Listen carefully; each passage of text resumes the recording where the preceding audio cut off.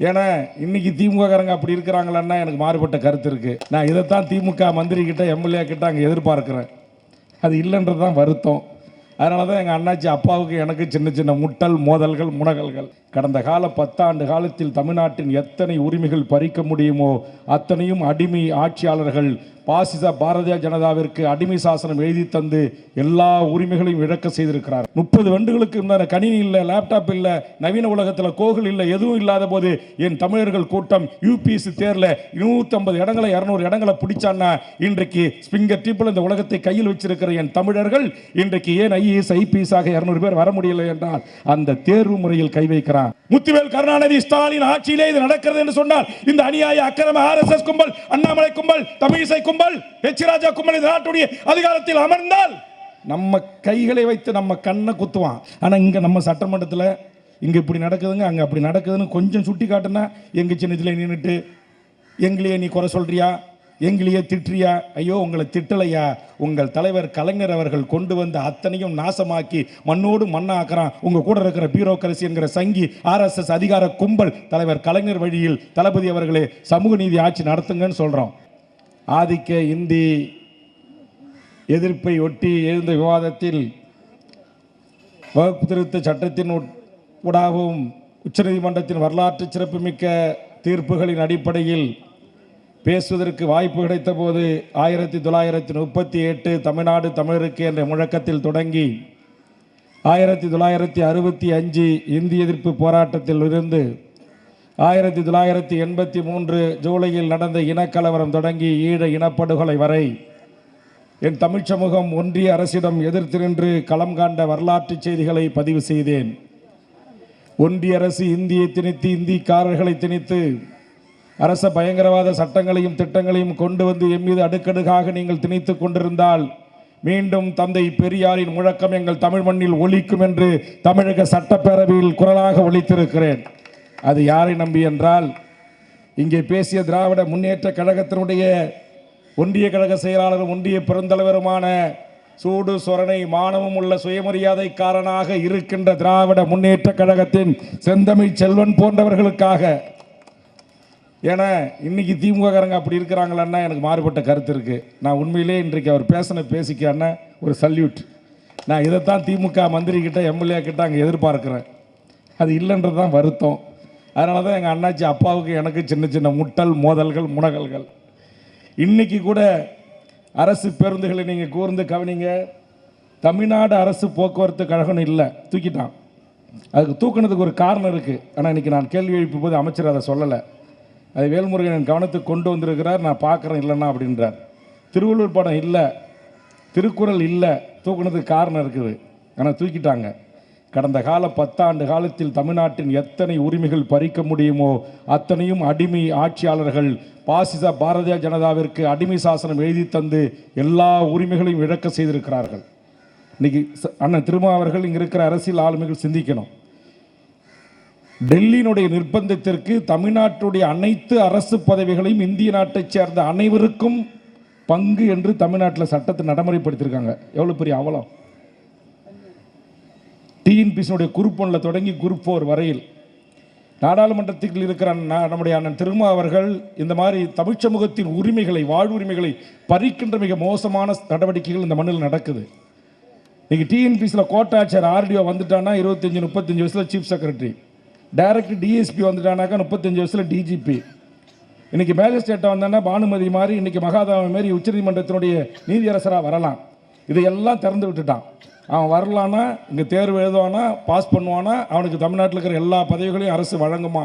இது சாதாரணமாக நடக்கலை. இங்கே இருக்கிற பியூரோக்ரசி ஆர்எஸ்எஸ் சங் பரிவார கும்பல்கள் இந்த தமிழர் தேசத்தை இந்திய எதிர்ப்பு போராட்டம் என்கிற போராட்ட நெருப்பில் பூத்த தமிழினத்தினுடைய தன்னுரிமை சார்ந்த சுயமரியாதை சார்ந்த பகுத்தறிவு சார்ந்த சமூக நீதி கோட்பாட்டில் நீடித்து நிலைத்து நிற்கின்ற இந்த தமிழர் நிலத்தை நிர்மூலமாக்குவதற்கு திட்டமிட்டு வேலை செய்து கொண்டிருக்கிறார்கள். இது இங்கு தமிழ்நாட்டில் பல அரசியல் கட்சிகளுக்கு தெரியலை, ஆளுகின்ற வர்க்கத்திற்கு தெரியலை, பல அமைச்சர் முன்னாள் இந்நாள் அமைச்சர் பெருமக்களுக்கு தெரியவில்லை. நீங்கள் டிஎன்பிசியில் மட்டும் அதை செஞ்சானா, நீங்கள் இங்கே சென்னையில் ரயில்வே துறையில் தேர்வு எழுதுகிறான். 2 பாக்ஸ் மாதிரி இருக்குது பில்டிங்கு.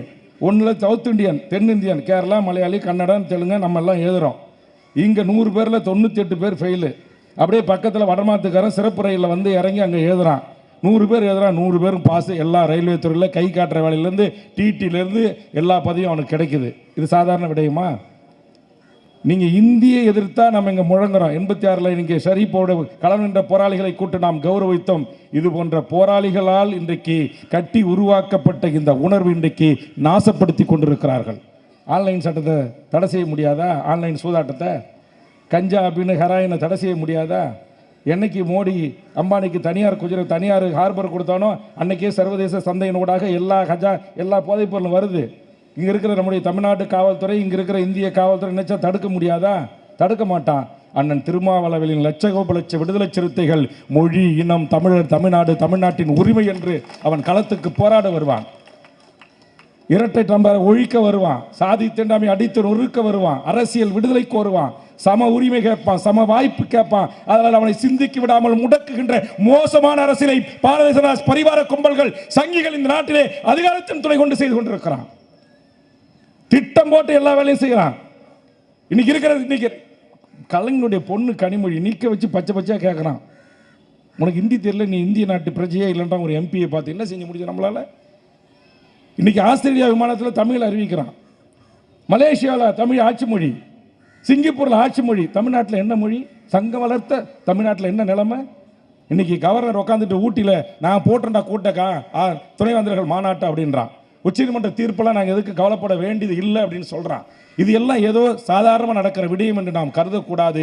திட்டமிட்டு இந்தியாவிற்கே தலைவணங்காத இந்த RSS சங் பரிவார கும்பல்களின் வானர கூட்டத்திற்கு அந்த கொட்டமடிக்கிற அந்த கூடாரத்தை தட்டி கொட்டி கேட்கிற ஒரு தமிழ் இனம் என்கிற தனித்த அடையாளம் கொண்ட இந்த இனத்தை அவன் ஒடுக்க வேண்டும், நசுக்க வேண்டும், தன் ஆளுகைக்குள் உள்ளடக்கி கையில் வைத்துக் கொள்ள வேண்டும் என்று திட்டம் போட்டு அவன் வேலை செய்கின்றான். இங்க இருக்கிற இஸ்லாமியனாக இருக்கலாம், கிறிஸ்துவனாக இருக்கலாம், தமிழர்களாக இருக்கலாம், யாராகவே இருக்கலாம், போர்க்குணம் கொண்ட என் தமிழ்ச்சாதிகளை அனைத்தையும் இன்னைக்கு கஞ்சா போதை அபீனில் கொண்டு போய் விட்டுட்டான். சாதி சண்டையில் கொண்டு போய் விட்டுட்டான். வகுப்பறையில் மாணவனை கத்தால குத்துறான், கயிறை கட்டிக்கிறான். ஏன்? இவன் இந்த நாட்டில் மோடி கும்பல் 14 வருஷமா இன்னைக்கு 10 ஆண்டு 12 ஆண்டு நிறைவு செய்கின்ற போது இந்த நாட்டில் இவர்கள் செய்திருக்கிற அநியாய அக்கிரம அட்டூழியங்கள்.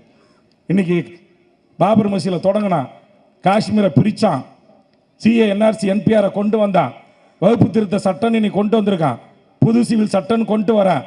இன்னைக்கு 36 வாரியங்களை உள்ளடக்கி இந்த ஏழை இங்கே உட்கார்ந்து இருக்கிற இந்த அன்றாடம் காட்சிகளாக இருக்கிற நம்முடைய தொழிலாளர் வர்க்கத்தினை பாதுகாப்பதற்கு 36 நல வாரியங்களை கொண்டு இந்தியாவிற்கே முன்மாதிரியான தொழிலாளர் உரிமைகளை பெற்றுத்தந்த திராவிட முன்னேற்ற கழக அரசு தலைவர் கலைஞர் கொண்டு வந்த தொழிலாளர் வாரியத்தை இன்றைக்கு அடித்து நொறுக்கி ஒரே சட்டத்தை கொண்டு வந்துட்டான். பேராபத்துக்கு கத்தி தொங்கிக்கிட்டு இருக்கு. எதுல இல்ல? எல்லாவற்றையும் இந்த நாட்டை சின்ன பண்ண படித்துக் கொண்டிருக்கிறார்கள். இன்னைக்கு அறிவிச்சிருக்க RSS சங் பரிவார தலைவன், ஒரே நாடு, ஒரே இந்தியா, ஒரே ரேஷன் கார்டு, ஒரே ஒரு ஒன்றும் மகிழ்ச்சியான செய்தி சொல்லிருக்கான். ஒரே சுடுகாடை கூட உருவாக்க இருக்கான். ஒரு காலத்தில் அவனால முடியாது, அது வேற விஷயம். ஏன்னா சொல்லுவான், செய்ய மாட்டான். இன்னைக்கு திட்டம் போட்டு இந்த கும்பல் மிக சரியா காய் நகர்த்துறான்.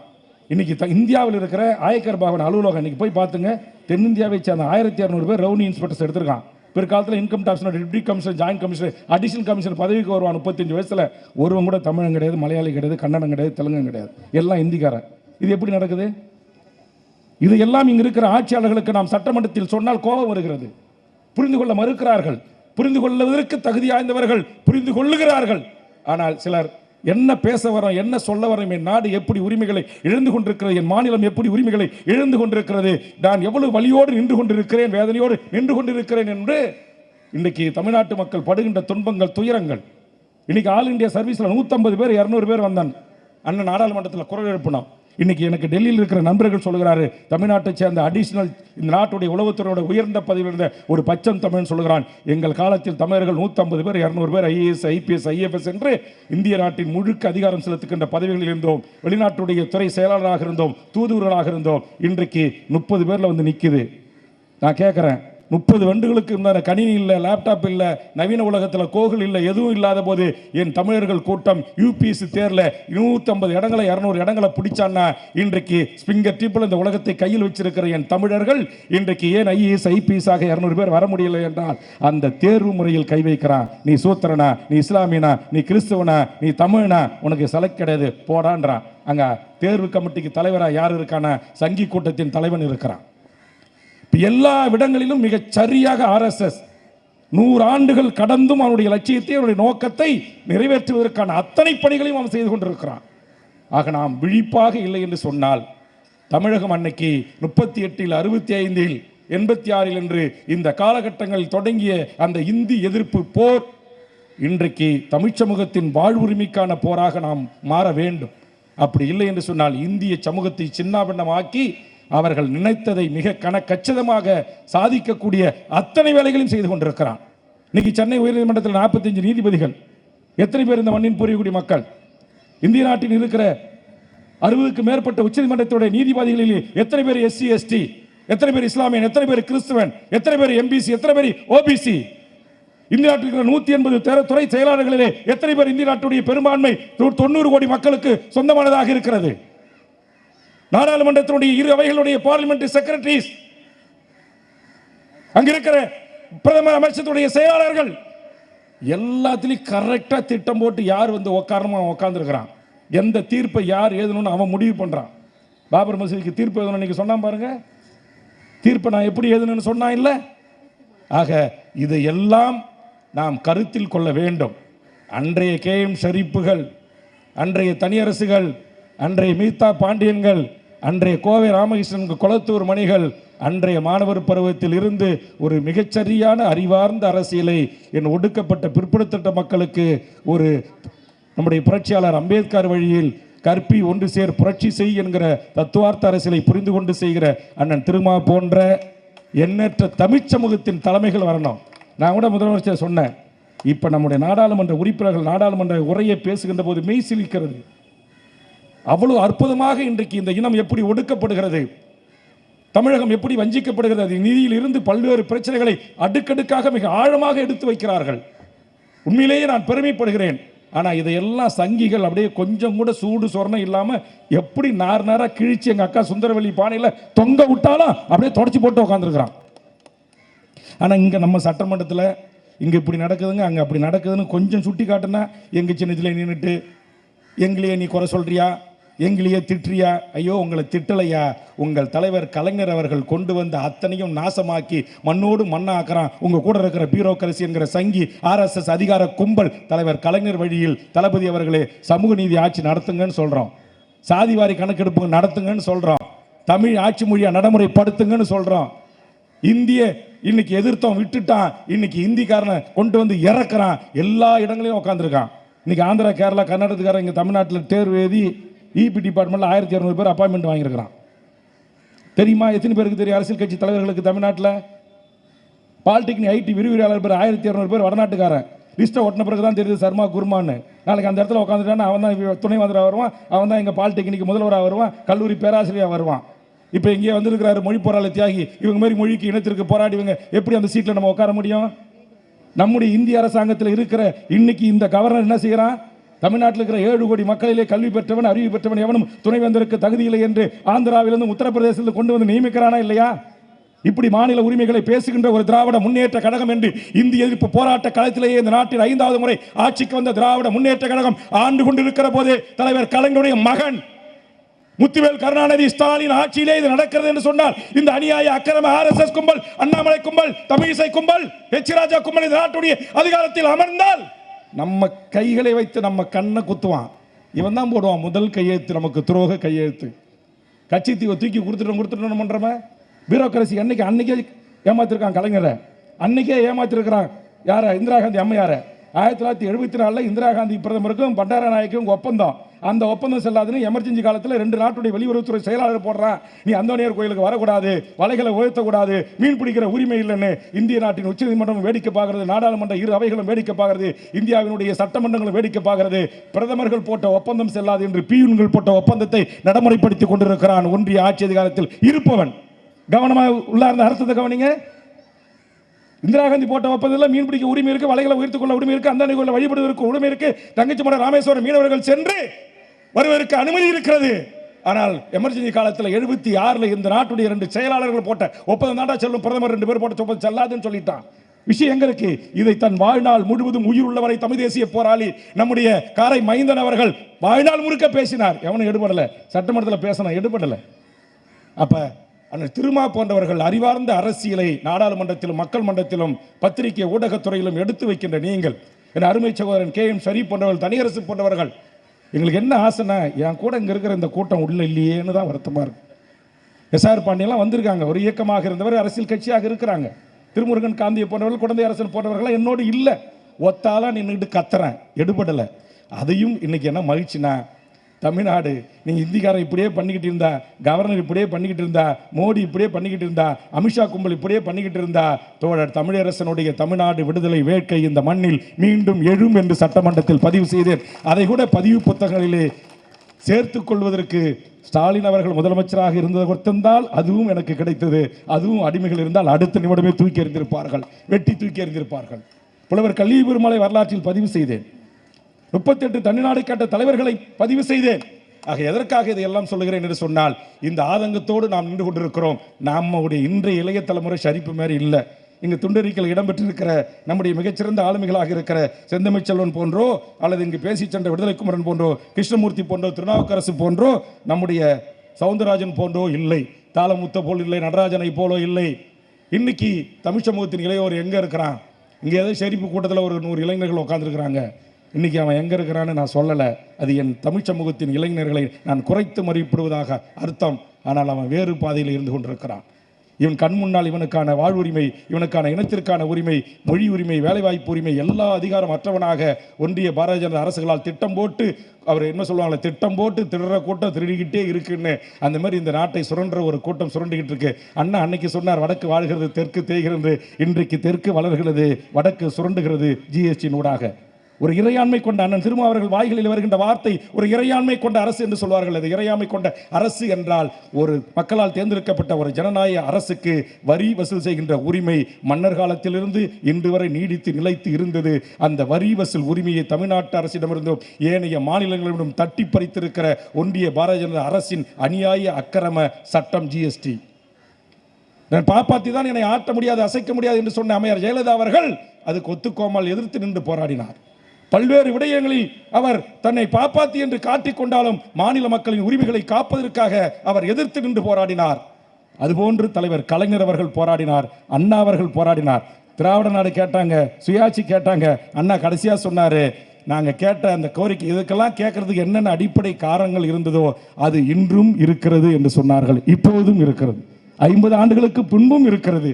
ஆக இதையெல்லாம் கருத்தில் கொண்டு நாளைய இளைய தலைமுறை, நான் இந்தி என்கிற மொழி திணிப்பை நாம் எதிர்த்து விட்டோம். இன்றைக்கு எல்லா இடங்களிலும் நான் கேட்குறேன், அண்ணன் திருமா உங்களை தயவு செய்து கேட்குறேன், இங்கே இருக்கிற அண்ணன் ராமகிருஷ்ணன் போன்றவர்களை, சமீப காலமாக நம்ம எல்லாம் சேர்ந்து 10 ஆண்டு காலத்தில் பிஜேபி ஆட்சிக்கு வந்த பிறகு தமிழர் வாழ்வுரிமை கூட்டமைப்பு எனக்கு தெரிந்து 500 போராட்டங்களை எடுத்தோம். ஒரு போராட்டம் 2 போராட்டம் இல்லை, இங்கே இருக்கிற அத்தனை தலைவர்களும் கடந்து கொண்டோம். அதையெல்லாம் திரட்டி திமுக ஆட்சிக்கு ஒரு காரணமாக அமைஞ்சது. மோடியும் எடப்பாடியும் வீட்டுக்கு அனுப்ப வேண்டும் என்ற லட்சிய வரியோடு பல்லாயிரக்கணக்கான மக்கள் ஒன்று திரண்டு போராடினா. ஆனால் இப்போ சமீப 4 ஆண்டு காலமாக எந்த போராட்டமும் இல்லை தமிழ்நாட்டில். காரணம், நாங்கள் இருக்கிற கூட்டணி தர்மத்தை கடைபிடிக்கிறோம். தர்மத்தை கடைபிடிக்க போய் எங்கள் சொந்த தர்மத்துக்கே இன்றைக்கு வேட்டு வச்சுக்கிட்டு இருக்கிறான் வடநாட்டு கும்பல். இன்னைக்கு வேட்டு வச்சுட்டான். இன்னைக்கு தமிழ்நாட்டில் நான் கேட்குறேன், அண்ணன் திருமாவை வைத்துக்கொண்டு இந்த மேடையில் கேட்குறேன், இத்தனை பத்திரிகை ஊடகம் இருக்குது இந்த சென்னை தலைநகரத்தில். இங்கே உட்கார்ந்துருக்கிற இந்த பூர்வகுடி மக்கள்கிட்ட இருந்த உரிமை, வணிக உரிமை, வேலைவாய்ப்பு உரிமை, தங்கம், வெள்ளி, இரும்பு, எலக்ட்ரானிக் கூட்ஸு, அடுக்குமாடி குடியிருப்பு, ஆட்டோ ஃபைனான்ஸு, 2 வீலர் ஃபைனான்ஸு, ஏதாச்சும் ஒன்று இங்கே உட்காந்துருக்க உங்ககிட்ட இருக்கா சொல்லுங்கள்? காசி செட்டில் இருந்த கடை, இங்கே ஃப்ராட்வேல இருந்த என் முஸ்லீம் கிட்ட இருந்த இரும்பு கடை, ஈரோட்டில் இருந்த மஞ்சள் வணிகம், என் ஊரில் இருந்த முந்திரி வணிகம், இன்றைக்கி என்னுடைய ஆச்சாரிக்கிட்ட இருந்த கொலுசு, சேலத்தில் யாருக்கு அந்த சேலம் மாநகரம் யார் கட்டுப்பாட்டில் இருக்குது? இங்கே வடசென்னையில் கம்யூனிட்டி கேட்டு போட்டு தமிழர்களை நாயை போல வச்சிருக்கானா இல்லையா? இது எல்லாம் குறித்து பேசுகிறதே இல்லை. ஓட்டு மட்டும் இந்தியில் அடித்து போஸ்ட் கேட்டு ஓட்டு கேட்டால் போதுமா? தமிழ் நிறுத்தம் என்ன இருக்கு உனக்கு? என்ன உங்ககிட்ட இருந்து என்ன இருக்கு? ஒன்றுமே கிடையாது. 68 குறியீடுகளை தமிழ்நாடு அரசு ஒன்றிய அரசு பெற்றிருக்கிறது. நேற்றுக்கு 100 பலாப்பழத்திலிருந்து முந்திரி பயிருக்கு வரையிலும் இன்றைக்கு புவிசார் குறியீடு வாங்கியிருக்கிறோம். அந்த புவிசார் குறியீடு குறித்து ஆய்வு செய்த போது அந்த 68க்கும் முதலாளி போறா வடநாட்டுக்காரன் இருக்கானா இல்லையா? டி நகர் மாம்பழம் இன்னைக்கு யாருது? போரமகள் யாருது? சென்ட்ரல் பிளாசா யாருது? ஐநெக்ஸ் திரையரங்கு யாருது? சிட்டி சென்டர் யாருது? ஒரு பச்சை தமிழன், ஆதி தமிழன், இஸ்லாமிய தமிழன், கிறிஸ்துவ தமிழன், தேவேந்திரகுல வேளாளர், சேர மன்னர்கள், சோழ மன்னர்கள், நாங்கள் ஆண்ட பரம்பரை, எங்கள் பங்காளி மாநாடு நடத்த போகிறாங்க. என்னடா இருக்கு உங்ககிட்ட?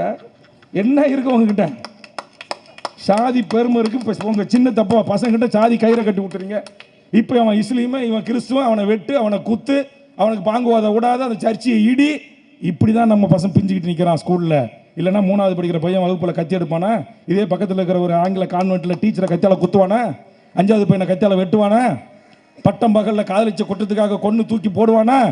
இந்த அநியாய அக்கிரமத்தில் மூழ்கி கிடக்கிற என் தமிழ் சமூகத்தை நாம் தட்டி எழுப்ப வேண்டும் என்று சொன்னால், தமிழ் சமூகத்தின் வாழ்வுரிமை கொஞ்சம் கொஞ்சமாக நம் கைகளில் இருந்து பறித்துக் கொண்டிருக்கிறார்கள். சொந்த நிலத்தில் நாம் அகதியாக மாறிக்கொண்டிருக்கிறோம். என் கடலோடிகள் என்று அழைக்கப்பட்ட என் மீனவர்கள் இருந்த மீன்பிடி உரிமை இன்றைக்கு விசைத்தடுப்பு உரிமைகளாக மார்வாடி, சேட்டு, குஜராத்திகள் படகுகளை வாங்கி கொடுக்கிறான். அவன் சண்டை போடுறான் சக மீனவர்கிட்ட. இன்றைக்கு அம்பானி, அதானி துறைமுகத்திற்கும் ஈத்தன் திட்டங்களுக்கும் இன்றைக்கு கடலோரம் முழுவதும் தாரை வார்க்கப்படுது. லட்சக்கணக்கான ஏக்கர் கிலோமீட்டர் தூரம் கடல் உனக்கு தான் சொந்தம் ஏறி கொடுத்துட்டான். தனியார் ஹார்பர் வந்துச்சு, தனியார் இன்னைக்கு மின் உற்பத்தி நிலையம் வந்துச்சு, எல்லாம் தனியார் மயம். மண்ணின் மக்கள் எங்க வாழ்றோம்? இன்னும் கொஞ்ச காலத்தில் நம்ம எங்க வாழ போறோம்? இதை குறித்து ஒரு அறிவு சார்ந்த அரசியலை என் தமிழ் சமூகத்தின் இளையோரிடம் விதைத்து ஆதிக்க இந்தியை நாம் விரட்டி அடித்தோம்.